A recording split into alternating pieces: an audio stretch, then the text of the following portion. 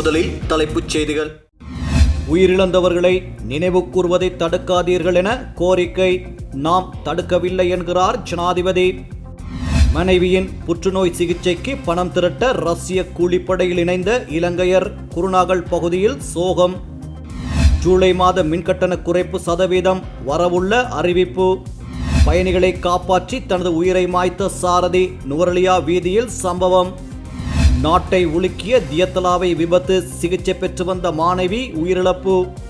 பரீட்சை முடிந்து வீடு திரும்பிய மாணவி கடத்தல். அதிரடியாக சிக்கிய நபர்கள். விஷன் கியா, நம்பகமான பார்வை. எங்க பார்த்தாலும் இப்ப விஷன் கியா. வணக்கம். தமிழ் பேசும் மக்களின் உரிமை குரலான வீரகேசரியின் இரவு நேர பிரதான செய்திகள். வாசிப்பது மாணிக்கம் நேசமணி. செய்தி ஆசிரியர் MD லூசியஸ். உயிரிழந்தவர்களை நினைவு கூர்வதை தடுப்பது மிகவும் மோசமான மனித உரிமை மீறல் என யாழ் கத்தோலிக்க மறைமாவட்ட நீதி சமாதான ஆணைக்குழு சுட்டிக்காட்டியுள்ளது. இது தொடர்பில் நேற்றைய தினம் வெளியிடப்பட்ட அறிக்கையிலேயே இவ்வாறு குறிப்பிடப்பட்டுள்ளது. வடக்கு கிழக்கு தமிழ் மக்களுக்கு எதிராக இலங்கை அரசினால் 3 தசாப்தங்களுக்கு மேல் மேற்கொள்ளப்பட்ட இன அழிப்பு போரின் ஒரு முக்கிய குறியீடுதான் இந்த முள்ளிவாய்க்கால் கஞ்சி. இன்று முள்ளிவாய்க்கால் கஞ்சியை குடித்து சாவிலிருந்து தப்பியவர்கள் சிலர் இன்னமும் நம் மத்தியில் வாழ்கின்றார்கள். அவர்களது துயர அனுபவம் வருங்கால சமுதாயத்தினருக்கு விளக்கி பகிரப்பட வேண்டியதொன்று. உயிரிழந்தவர்களை நினைவு கூர்வதை தடுப்பது மிகவும் மோசமான மனித உரிமை மீறலாகும். தற்போது பல்வேறு இடங்களில் இடம்பெற்று வரும் முள்ளிவாய்க்கால் கஞ்சி பரிமாற்ற நிகழ்வுகளை ஆட்சியாளர்கள் தடுக்க முயல்வது, குறிப்பாக கிழக்கில் சம்பூர் பகுதியில் இந்நிகழ்வில் பங்கெடுத்தவர்களை இரவோடு இரவாக தடுத்து வைக்கப்பட்டிருப்பது மிக மோசமான மனித உரிமை மீறலாகும். ஒரு பக்கத்தில் இப்படியான மோசமான மனித உரிமை மீறல்களில் ஈடுபட்டு கொண்டு மறுபுறத்தில் காணாமல் போனவர்கள் அலுவலகத்தின் செயற்பாடுகளையும் இவர்களுக்கான நல்லிணக்க செயற்பாடுகளை முடக்கி விடுவது எல்லாம் வெறும் போலி நாடகமே. சர்வதேசத்தை திருப்திப்படுத்த அரங்கேற்றப்படும் நாடகங்களே இவையன்றி வேறில்லை என குறிப்பிடப்பட்டுள்ளது. இந்நிலையில் தங்கள் உறவுகளை நினைவேந்தும் உரிமை மக்களுக்கு உண்டு. அதை சட்டத்தாலும் மறுக்க முடியாது என்று ஜனாதிபதி ரணில் விக்ரமசிங்க தெரிவித்துள்ளார். திருகோணமலை மூதூர் சம்பூரில் முள்ளிவாய்க்கால் கஞ்சி பரிமாறியமைக்காக கைது செய்யப்பட்டு விளக்கமறியலில் வைக்கப்பட்டவர்கள் விரைவில் பிணையில் விடுவிக்க வழி செய்யப்படுவார்கள் என அவர் உறுதியளித்துள்ளார். அது தொடர்பாக பொது பாதுகாப்பு அமைச்சர் டிரான் அலஸ் உரிய தரப்புக்கு வழிகாட்டல் விடுத்திருக்கின்றார் என்றும் ஜனாதிபதி ரணில் விக்ரமசிங்க கூறினார். இதே நேரம் ஜனாதிபதி ரணில் விக்ரமசிங்க இம்மாத இறுதி வாரத்தில் யாழ்ப்பாணம் மற்றும் கிளிநொச்சி மாவட்டங்களுக்கான விஜயம் ஒன்றை மேற்கொள்ள உள்ளதாக தெரிய வந்துள்ளது.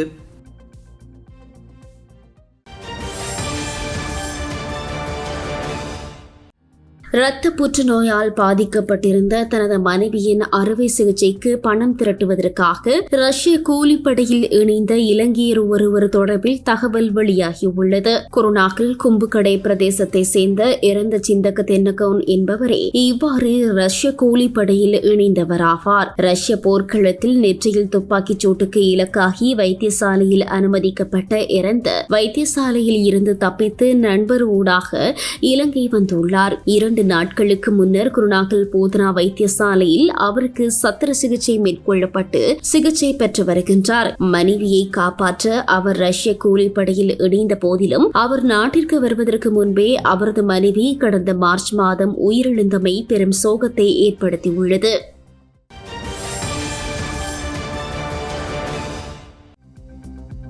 மின்சார கட்டணத்தை குறைப்பது தொடர்பான முன்மொழிவுகளை ஆணைக்குழுவிடம் சமர்ப்பிக்க நாளை வரை கால அவகாசம் வழங்குமாறு இலங்கை மின்சார சபை கோரிக்கை விடுத்துள்ளதாக பொது பயன்பாட்டு ஆணைக்குழு தெரிவித்துள்ளது. மே மாதம் 1ஆம் திகதி ஆணைக்குழுவிடம் முன்மொழிவுகள் சமர்ப்பிக்கப்படவிருந்த போதிலும் மின்சார சபை விடுத்த கோரிக்கையின் அடிப்படையில் கடந்த 10ஆம் திகதி வரை காலத்தை நீடிக்க பொது பயன்பாட்டு ஆணைக்குழு நடவடிக்கை எடுத்தது.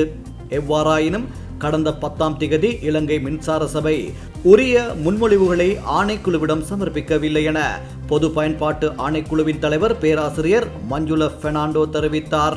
மேலும் உரிய முன்மொழிவுகள் கிடைக்கப்பெற்ற பின்னர் மின்கட்டணத்தை குறைப்பதற்கான நடவடிக்கைகள் ஆரம்பிக்கப்படும் என்றும் ஜூலை மாதம் மின்கட்டண குறைப்பு சதவீதம் குறித்து அறிவிக்கப்படும் என்றும் பொது பயன்பாட்டு ஆணைக்குழு குறிப்பிட்டுள்ளது.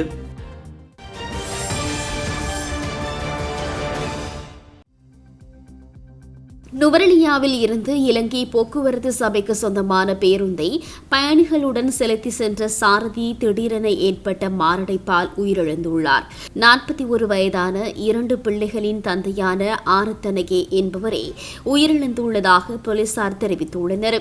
நுவரெலியா பிரதான பஸ் தரிப்பு நிலையத்தில் இருந்து நேற்று மாலை 3:10 மணியளவில் புறப்பட்டு தலவாக்கலை ஊடாக பத்தனை சந்தி வழியாக நாவலப்பிட்டி நோக்கி பயணித்த போதே இந்த சம்பவம் இடம்பெற்றுள்ளது. இந்நிலையில் லிந்துலை போலீஸ் பிரிவிற்கு உட்பட்ட மட்டுக்கலை சந்தியை அண்மித்த பகுதியில் தனக்கு நெஞ்சுவலி ஏற்பட்டுள்ளதாக பேருந்தை வீதி ஓரத்தில் நிறுத்தியுள்ளார். உடனே பேருந்தின் நடத்துனர் சாரதி அருகே ஓடி வந்து நிலைமையை ஆராய்ந்தபோது சாரதி மாரடைப்பினால் அவதியுற்றதாக போலீசாரின் விசாரணையில் தெரியவந்துள்ளது. உடனடியாக மற்றொரு வாகனம் ஒன்றில் சாரதியை அருகில் உள்ள லிந்துலை வைத்தியசாலைக்கு கொண்டு சென்ற வேளையில் சாரதி உயிரிழந்துள்ளார். இதனையடுத்து சாரதியின் உடல் பிரேத பரிசோதனைக்காக நுவரெலியா மாவட்ட வைத்தியசாலைக்கு கொண்டு செல்லப்பட்டுள்ளதாக லிந்துலை போலீசார் மேலும் தெரிவித்தனர்.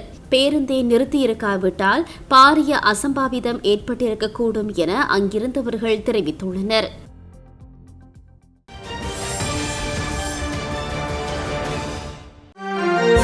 அடுத்ததாக தியத்தலாவை கார் ஓட்ட பந்தயத்தின் போது இடம்பெற்ற வாகன விபத்தில் காயமடைந்து பதுளை போதனா வைத்தியசாலையில் சிகிச்சை பெற்று வந்த 16 வயது சிறுமி உயிரிழந்துள்ளதாக தியத்தலாவை போலீசார் தெரிவித்துள்ளனர். தியத்தலாவை கலதந்த ஹெலகதிர பிரதேசத்தில் வசித்து வந்த WP சத்ராணி சார்மிந்தி என்ற 16 வயது சிறுமியே இவ்வாறு உயிரிழந்துள்ளார். இதற்கமைய தியத்தலாவை கார் ஓட்ட பந்தய விபத்தில் உயிரிழந்தவர்களின் எண்ணிக்கை 8ஆக உயர்வடைந்துள்ளது. கடந்த ஏப்ரல் 21ஆம் தேதி இடம்பெற்ற 2024 காரோட்ட பந்தய போட்டியின் போது இந்த விபத்து இடம்பெற்றது. இந்த போட்டியில் பங்கு பற்றிய 1500 cc பந்தய கார் ஒன்றோ பந்தய பாதையை விட்டு விலகி பார்வையாளர்கள் மீது மோதியதில் இந்த விபத்து இடம்பெற்றது.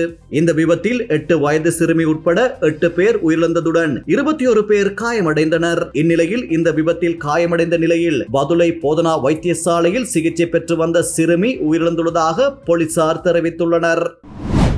கல்வி பொதுத்தராதர உயர்தர பரீட்சையின் பெறுபவர்களை இம்மாதத்திற்குள் வெளியிட முடியும் என பரீட்சைகள் ஆணையாளர் நாயகம் அமித் ஜெயசுந்தர தெரிவித்துள்ளார். இதற்கான இறுதிக்கட்ட நடவடிக்கைகள் தற்போது இடம்பெற்று வருவதாகவும் அவர் குறிப்பிட்டுள்ளார். அதேவேளை நேற்றைய தினம் நிறைவடைந்துள்ள கல்வி பொதுத்தராதர சாதாரண பரீட்சையின் பெறுபவர்களை வெளியிடுவதற்கு சுமார் 4 மாத காலங்கள் எடுக்கும் என்றும் பரீட்சைகள் ஆணையாளர் நாயகம் சுட்டிக்காட்டியுள்ளார். இந்தியாவின் இந்தூர் பகுதியில் நேற்று இடம்பெற்ற வாகன விபத்தில் 8 பேர் உயிரிழந்துள்ளனர். இந்தூர் அகமதாபாத் அதிவேக நெடுஞ்சாலையில் ஜீப் ரக வாகனத்துடன் அடையாளம் தெரியாத வாகனம் ஒன்று மோதியதில் இந்த விபத்து இடம்பெற்றுள்ளது. அத்துடன் குறித்த விபத்தில் காயமடைந்த ஒருவர் வைத்தியசாலையில் சிகிச்சை பெற்று வருவதாக இந்திய ஊடகங்கள் தெரிவிக்கின்றன.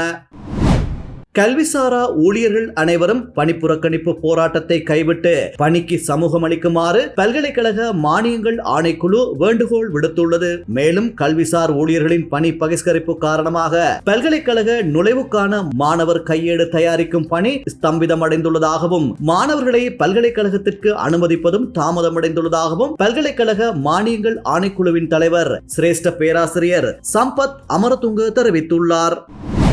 கடந்த சித்திரை மாதத்தில் 1,48,867 வெளிநாட்டு சுற்றுலா பயணிகள் இலங்கைக்கு விஜயம் மேற்கொண்டுள்ளதாக சுற்றுலா அபிவிருத்தி அதிகார சபை அறிவித்துள்ளது. இது கடந்த 2023 ஏப்ரல் மாதத்துடன் ஒப்பிடும் போது 41% அதிகரிப்பு ஆகும் என தெரிவிக்கப்படுகிறது.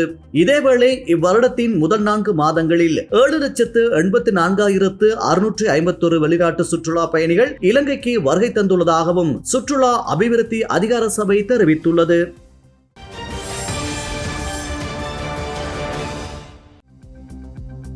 நாகப்பட்டினத்தில் இருந்து காங்கேசன்துறை வரையான கப்பல் சேவை ஆரம்பிக்கும் திகதி மீண்டும் ஒத்திவைத்து மே 19ஆம் திகதி ஆரம்பிப்பதற்கு திட்டமிடப்பட்டுள்ளது. முன்னதாக குறித்த கப்பல் சேவையை கடந்த 13ஆம் திகதி ஆரம்பிப்பதற்கு நடவடிக்கை எடுக்கப்பட்டிருந்த நிலையில் சில சட்ட ரீதியான அனுமதிகள் உள்ளிட்ட காரணங்களால் தாமதம் ஏற்பட்டதுடன் மே 17 வரையில் அந்த செயற்பாடு பிற்போடப்பட்ட நிலையில் மீண்டும் தற்போது பிற்போடப்பட்டுள்ளது. ஏற்கனவே பயணத்தை மேற்கொள்வதற்காக பதிவுகளை மேற்கொண்ட பயணிகள் மே 19 அல்லது அதற்கு பின்னர் தாம் விரும்பிய திகதிகளில் பயணிக்க முடியும் என அறிவிக்கப்பட்டுள்ளது. அல்லது செலுத்திய கட்டணத்தினை பெற்றுக்கொள்ளலாம் என அறிவிக்கப்பட்டுள்ளது.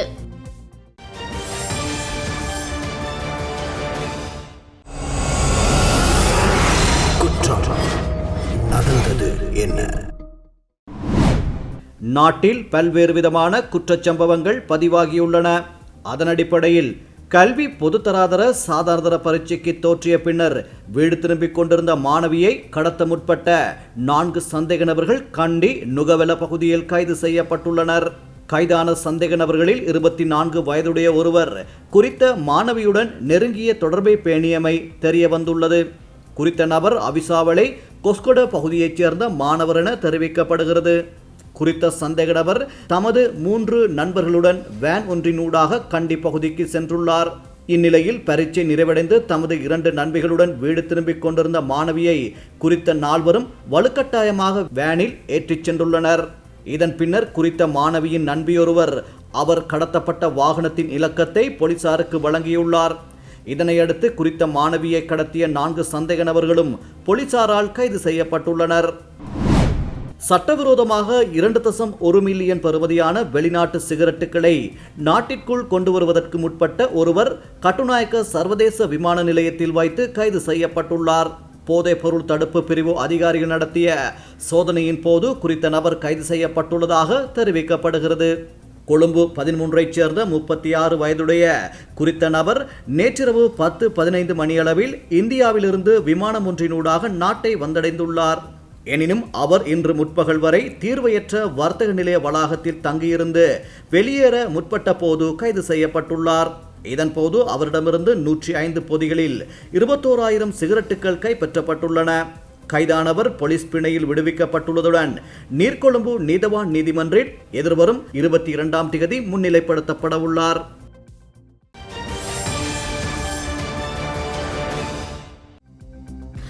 நாட்டின் சில பகுதிகளில் மழை அல்லது இடியுடன் கூடிய மழை பெய்யக்கூடும் என வளிமண்டலவியல் திணைக்களம் எதிர்வு கூறியுள்ளது. மேல் மத்திய சப்ரகமுவ மற்றும் ஊவா மாகாணங்களின் சில இடங்களில் 100 மில்லிமீட்டர் அளவில் மழை பெய்யக்கூடும் என வளிமண்டலவியல் திணைக்களம் எதிர்வு கூறியுள்ளது. இடியுடன் கூடிய மழையின் போது தற்காலிகமாக பலத்த காற்றும் வீசக்கூடும். அத்துடன் மின்னல் தாக்கங்களினால் ஏற்படக்கூடிய பாதிப்புகளை குறைத்துக் கொள்ள போதுமான முன்னெச்சரிக்கை நடவடிக்கைகளை மேற்கொள்ளுமாறு வளிமண்டலவியல் திணைக்களம் பொதுமக்களை அறிவுறுத்தியுள்ளது.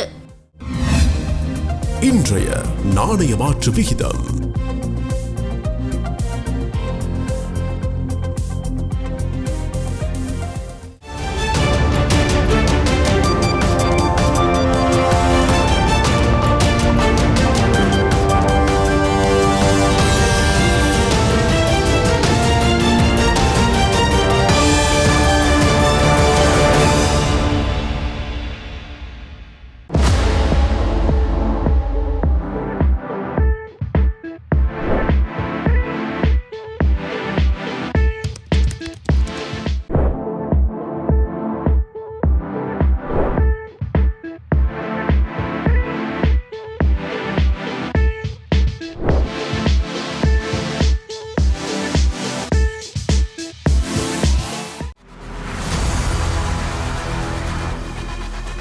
இலங்கையின் முதல் நிலை முதற்கர செய்தி வழங்குனர் வீரகேசரியின் குறுந்தகவல் செய்திகளை உடனுக்குடன் தமிழில் பெற்றுக்கொள்ள டயலாக் வலையமைப்பிலிருந்து REG இடைவெளி வீக்கி என்று பதிவிட்டு 87 960 என்ற எண்ணுக்கு குறுஞ்செய்தி ஒன்றை அனுப்புங்கள்.